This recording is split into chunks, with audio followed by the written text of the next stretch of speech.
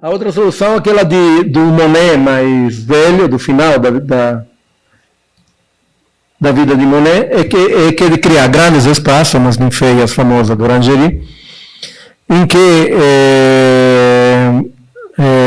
as bordas, de certa maneira, a visão de longe, a visão de perto, respondem a critérios diferentes. Se eu me aproximo do quadro o suficiente, se eu vejo o quadro de longe, parece de uma maneira muito mais feia. Né? Mas, na verdade, a pintura, quanto mais se caracteriza, quanto mais se me aproximo dele. Né? A pintura tem outro tipo de textura quando estou perto dele. Quando estou perto dele, as bordas fogem da minha vista. Então, se trata não tanto de construir quadros enormes, né? Porque sempre tem um limite, né? Mas de construir quadros em que a impressão, a percepção de perto, né, de alguma maneira, dispense as bordas, né, em que eu mergulhe no quadro, né, de alguma maneira. Né. Os quadros têm que ser relativamente grandes. Né. Um quadro pequeno não funciona. Quadro do tamanho do acordeonista não dá para fazer isso.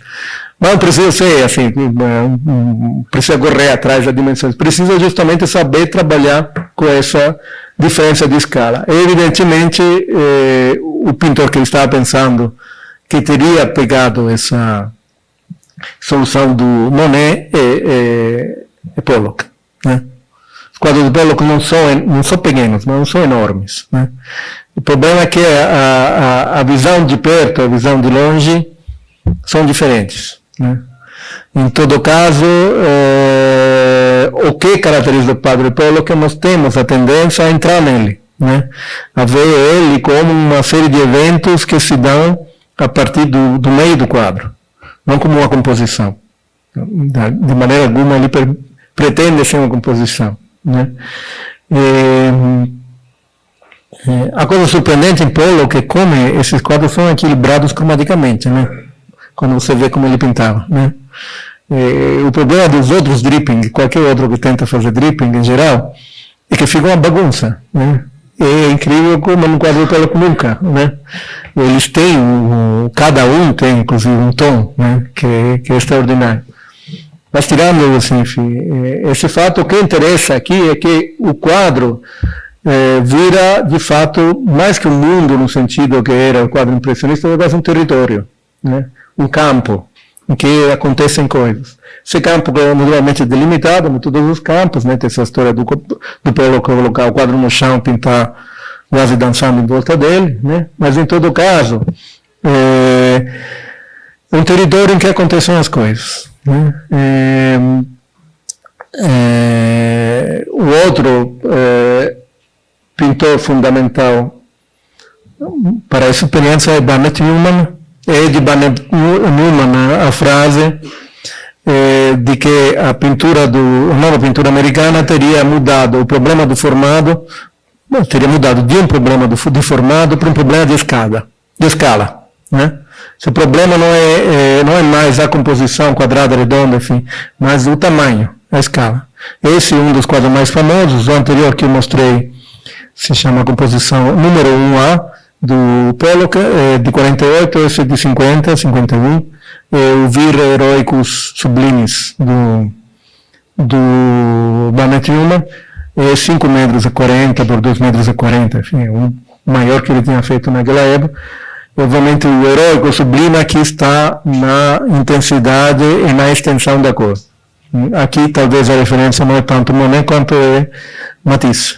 Né? Matisse já tinha dito um centímetro quadrado de vermelho é diferente de 1 metro quadrado de vermelho. Né? A cor é diferente, né? Porque a extensão da cor é a intensidade de cor. Então o Barnett Newman, essa coisa também essa potência, né, que é típica da arte americana dessa época, estende isso, né, até o extremo, e embora possa parecer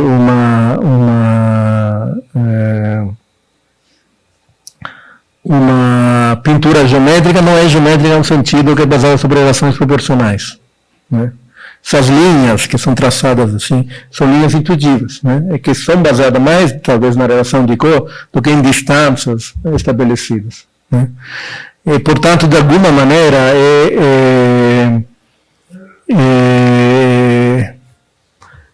Fica estranho dizer que é informal, mas enfim, né? Mas ele não responde ao critério de forma baseado em princípios pré-estabelecidos. As linhas são regulares, mas são apenas linhas, né, que significam marcação, né, de acontecimento dentro de um espaço. Agora, esses tipos de quadros, justamente porque botam as bordas para fora, ainda não são quadros que sugiram a necessidade de um espaço particular para ser colocados. Como a questão é sempre, em Greenberg e nesses autores, é sempre colocada no quadro, o que o quadro faz com suas bordas, o que acontece fora das bordas, não é tão importante. Né? O quadro não se coloca no espaço de maneira que ele precisa de uma cumplicidade, um espaço branco, enfim. É óbvio que se colocar muita bagunça em volta, incomoda, mas incomoda como qualquer outra coisa. Né? Mas não é um problema que o quadro preveja. Né? Tanto que as exposições da Escola de Nova York, mesmo numa idade bastante avançada, não são particularmente preocupadas com, digamos, o que hoje chamaríamos, nem tinha essa palavra, a museografia do espaço. Eu vou mostrar essa é uma exposição famosa, 9th Street Show, se chama, de 51. É uma exposição importante do abstracionismo abstrato. Você vê que bagunça que é essa, né, em relação aos critérios modernos. Além do chá escuro, de ter quadros um em cima do outro, muito próximo um do outro, tem um quadro até em cima do bebedouro, né? Essa coisa que agora foi demitido imediatamente em qualquer museu. Primeiro esses bebedouros, né? Mas enfim, além do mais, coloca um quadro em cima. Não tem ainda essa preocupação para o cubo branco. Não tem durante todo o período clássico do modernismo americano. Isso é importante porque quando nasce na década de 70 a polêmica contra o cubo branco, parece uma polêmica contra o espaço modernista. E não é, o cubo branco nasce justamente na crise do modernismo. E já nasce de alguma maneira ou como cúmplice ou como antagonista. Onde o cubo branco começa a ficar importante, se não sei exatamente os anos, essa é uma expressão do Esbor Kelly, por exemplo. Né?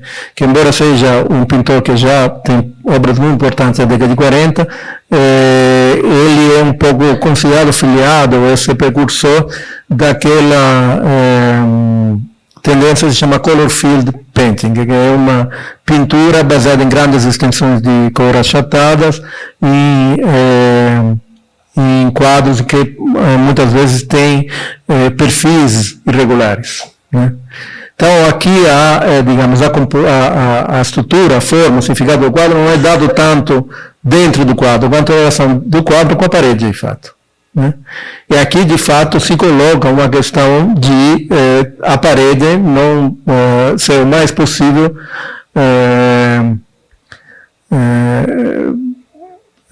passiva em relação à operação que o quadro faz com ela. Né? Esses são quadros que trabalham com a parede, de fato. Né? E, portanto, eles precisam, de fato, da parede o mais possível anódina e branca. Outro exemplo. Esse é o Morris Louis, esse é o Julio Linsky. Esses dois pintores, Kenneth Noland, são os três pintores que o Greenberg tenta defender como segunda geração, depois da grande geração do Pollock, Rothko, Barnett Newman e de Kooning, né, que era a geração heróica. Depois ele tenta defender uma nova geração em oposição às tendências neogeometrizantes, ou seja, minimalistas e pop que estavam surgindo. Né. Sem muito sucesso, na verdade, embora pelo menos Morris Louis, a meu ver, um artista interessante. Mas esses são quadros, embora tenham contornos regulares, são quadros em que a formalização interna é muito frouxa. Né? Ela depende muito de ser um objeto no espaço, um espaço que eu receba com um certo destaque. Eles começam a depender, de fato, do espaço ao redor. O Morris Louis, em particular, ele usava a tela solta, e aí ele simplesmente colava direto da lata, e depois, mexendo a tela, fazia as coaduras criar essas linhas. Né?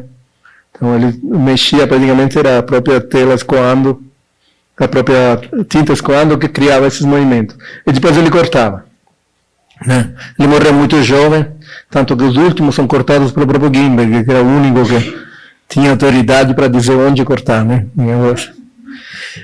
Porque era, enfim, que podia dizer corta aqui, né?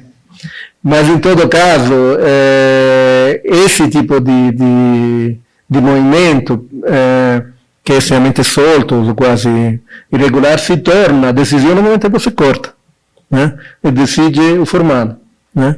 Portanto, aqui realmente quem decide é a borda, né? Nesse sentido. Outro exemplo também, minimalismo, Donald Judd, né? São objetos, geralmente baseados em progressões matemáticas ou geométricas, né?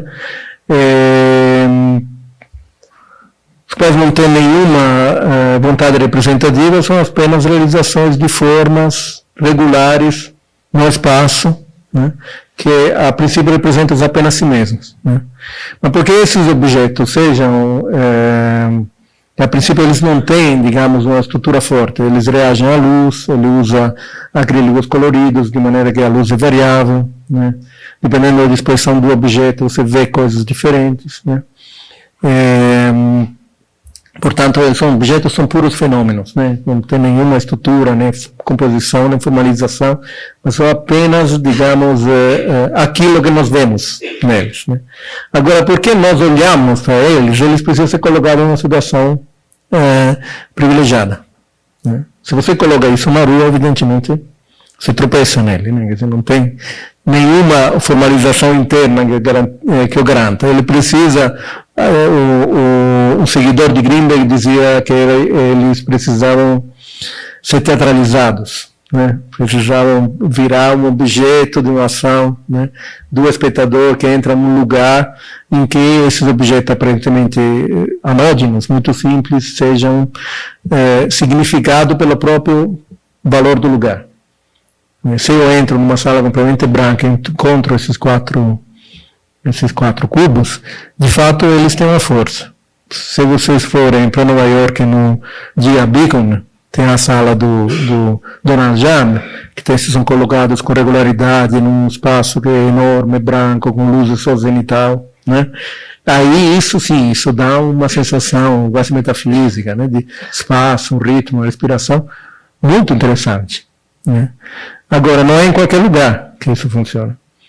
O Richard Serra, que obviamente não gosta dos minimalistas, que ele é o contrário, né? Alguém que é a potência do objeto tem peso, diz que se você coloca uma escultura minimalista na lua, ela parece homeless, né? Parece um mendigo lá jogado lá, né? As dele parecem um cetim, né? Na verdade, parece que ele está lá fazendo uma manifestação, né? Você tem que querer mover com a polícia, né? Que geralmente ocupa o lugar, né? Bom, outro exemplo é Carlandre. Esse é um clássico de Carlandre, o steel magnésio, aço e magnésio, né? Plano de aço e magnésio. São apenas quadrados alternados em xadrez de aço e magnésio que criam um desenho no chão. Teoricamente você pode passar em cima, enfim. De novo, obviamente isso precisa de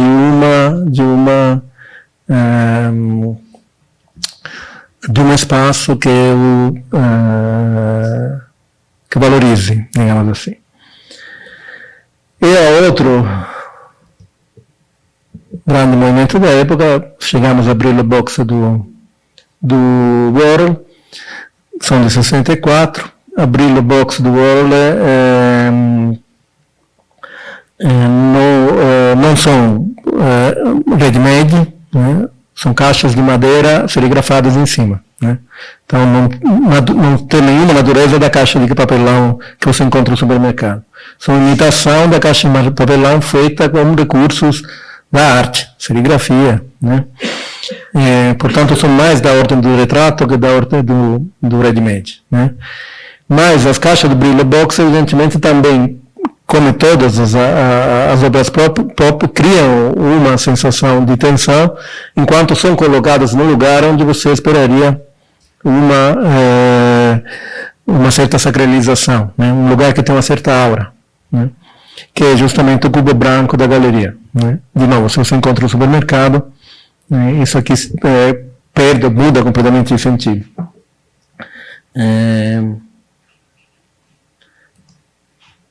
Desculpa. Um exemplo que aí já, também em 64, já brinca muito com o espaço-galeria, porque aí já começa a ser uma crítica ao espaço-galeria, é o Bedroom Ensemble, quer dizer, um quarto de dormir ensemble, conjunto quarto de dormir do Klaus Oldenburger, né, de 64.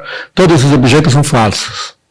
Não tem nada verdadeiro aqui. Né? Embora seja de tamanho natural, exatamente não seria um quarto de dormir brega, digamos assim, né? Tudo cheio de mármores, tigre, enfim, né? Mas obviamente nada disso é verdadeiro. São todos, é todo papel, madeira, é tudo falso. E isso é montado entre o espaço e uma galeria. Né? De maneira que o espaço e a galeria viram um espaço completamente diferente. Que já começa a ter uma certa crítica do espaço da galeria.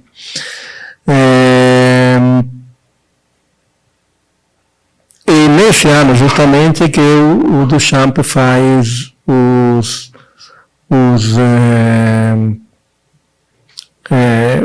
as réplicas dos seus ready-mades.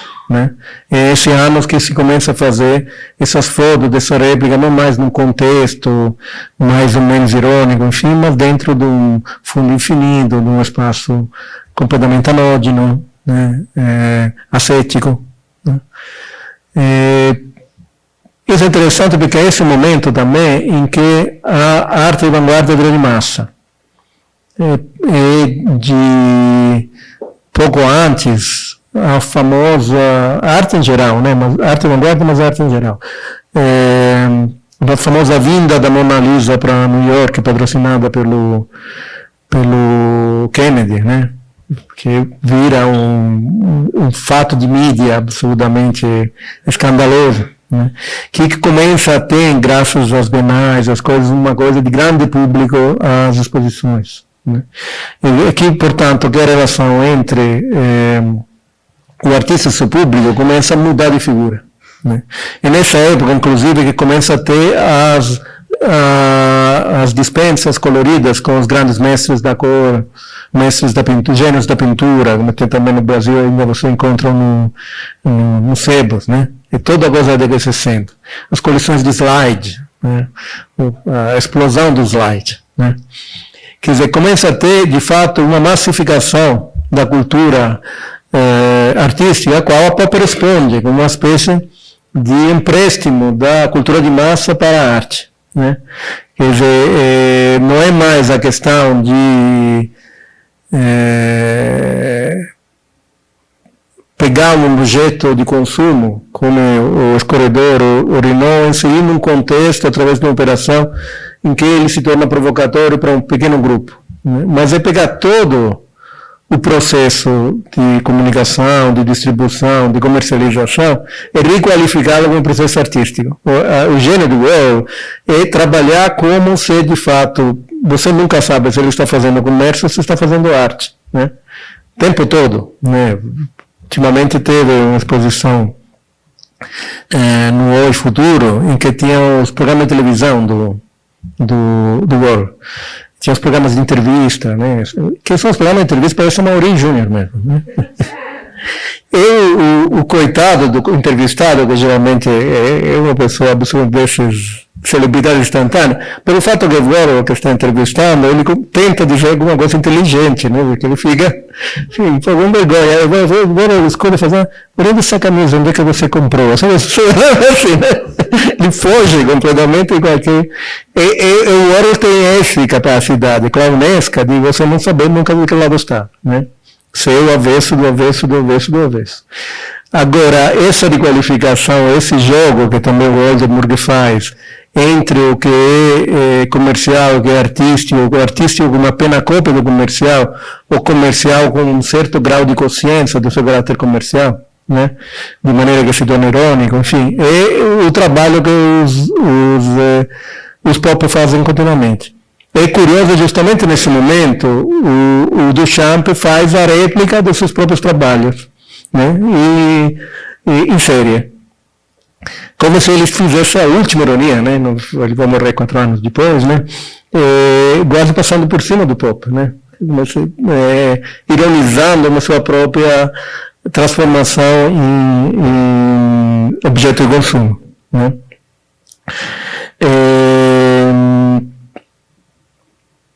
Então, resumindo essa primeira parte, esse espaço aurático, que é um espaço que se torna aurático justamente porque se torna não caracterizado, e que vira o espaço da arte em geral, que tudo pode ser colocado, esse cubo branco, é um efeito não tanto do modernismo clássico, quanto dessa mudança da década de 60. Né? Essa passagem para o modernismo que tem que ser colocado, digamos, em espaços que, por um lado, seriam extremamente flexíveis, a qualquer coisa você coloca lá dentro. Por outro lado, eles, pelo próprio caráter assim, metafísico, puro, né, dedo branco, da pureza, né, da perfeição formal, enfim, confere uma aura a qualquer coisa que seja colocada lá dentro. Né? Desde o urinol até o quarto de dormir do Klaus Ondersburg, até os objetos extremamente pobres, né,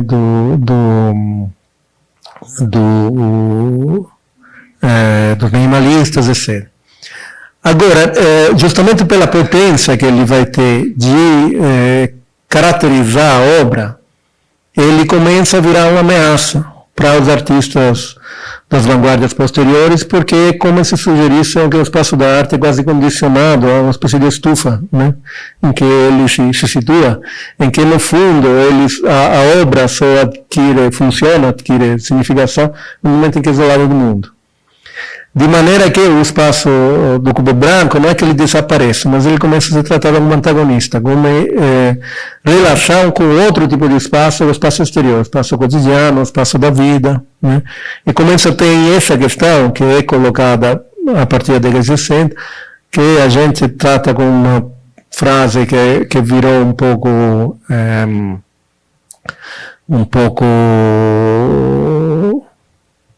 enfim, quase sem significado pela força do excesso de reposição, que é da aproximação de arte e vida, né? Mas que era um slogan importante da década de 60. Né? Como os dois termos são muito genéricos, né? Você entende porque a arte não seria a vida, né? O que a vida é diferente da arte, enfim. Isso acaba virando uma coisa, uma retórica vazia. Mas é justamente essa questão, você chega num ponto em que você encontra de fato um caráter extremamente definido do espaço de arte, e imediatamente depois, ou quase ao mesmo tempo, esse espaço se torna a barreira a ser superada, né, para criar de fato de novo uma relação significativa entre a obra formalmente construída para estar naquele espaço e o significado que ele pode ter para o mundo em geral. Só novo, eu sugiro fazer intervalo agora, porque depois a gente entra nos contemporâneos. Então, vamos retomar às 9h15? Como é que é? 9h15, né?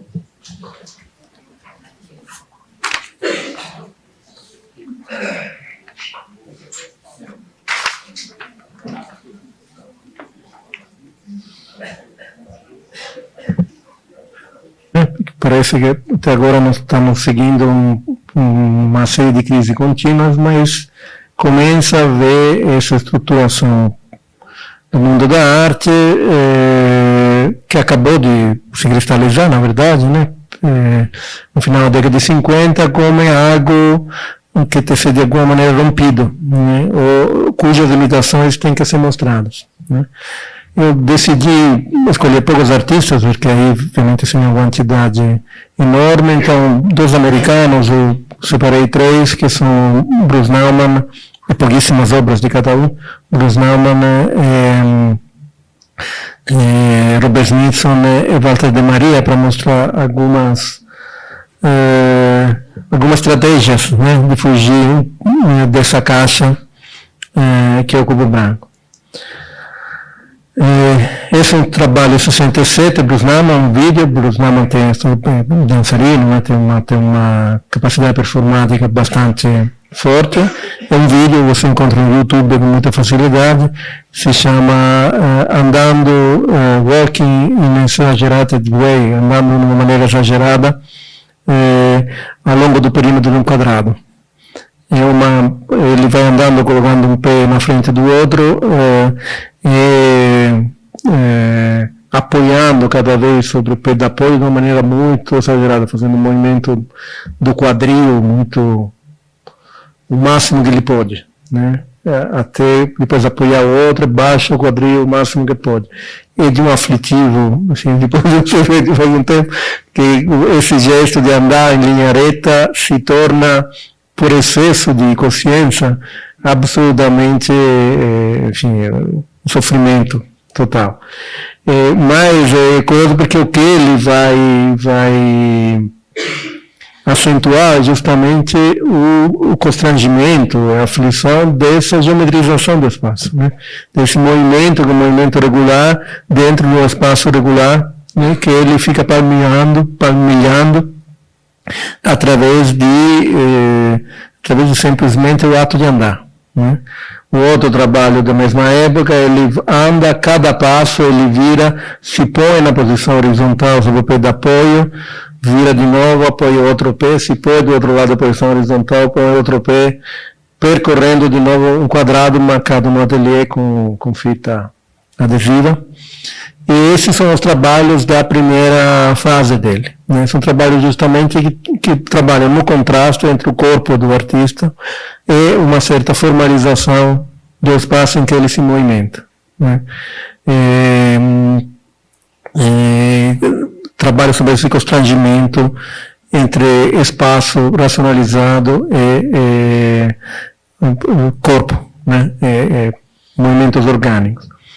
Na década de 70, isso evolui em espaços desse tipo. Dentro da galeria, são corredores tão estreitos quanto isso se chama imagem, se não me engano, de 70. São corredores tão estreitos que você só pode andar em linha reta, você não tem espaço para fazer outra coisa que andar em linha reta. Em geral, tem uma câmera no final e tem um vídeo, um monitor no fim, nesse caso, e você vê você mesmo de costas, se afastando de você mesmo enquanto você anda. Também é uma coisa de aflição. E pensar, quando você chega no final, às vezes tem quadrados, então você chega no final, vira a cabeça, e você se vê virando a cabeça, então você nunca se vê a cara, né? É um espelho ao contrário.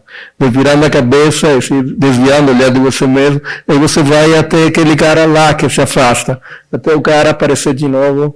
Você dá a volta correndo atrás de você mesmo, né? É sempre podendo se movimentar. Bruce Nauman.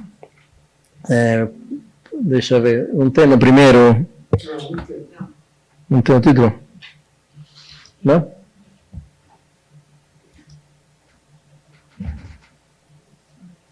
Não? Não. Nauman. Está vivo ainda, agora faz isso, é sempre o mestre do videoarte. Estava no Mama, estava esse vídeo? Mas enfim, é dessa série, tem vários, né? Tem que apoiar sempre 33 vezes apoio, tem vários, é uma série que ele fez em 67. Ele é do grupo, é um grupo muito próximo, ele, o Richard Serra e a Eva S. Né? São as três novas... os três emergentes do universo da vanguarda americana da década de 60. Né? Portanto, nesse caso, o espaço se torna um espaço completamente construtivo, né?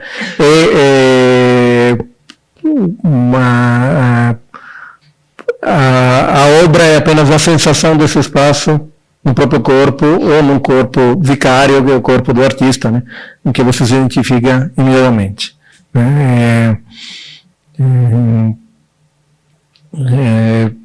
Obviamente, como na escultura do Serra, principalmente, de alguma maneira diferente, mas também na de Eva Esses, ele trabalha sobre a ideia que a escultura ou a imagem mas principalmente a escultura, é uma espécie de vicário, né, de substituto do seu próprio corpo. Né? Portanto, quando tem aqueles, não trouxe aqui, mas as primeiras peças de serra, que são simplesmente apoios, né? Por exemplo, quatro chapas de ferro, de aço, apoiadas uma sobre a outra, né? O que você sente o peso do apoio de uma na outra. É importante que sejam soltas, não sejam soldadas, né? Que simplesmente se basam sobre esse apoio. Esses trabalhos do Naumann podem se chamar, os vídeos podem se chamar trabalho escultórico, no sentido de ser o corpo do artista como um objeto, né, que é basado sobre apoio, massa, peso.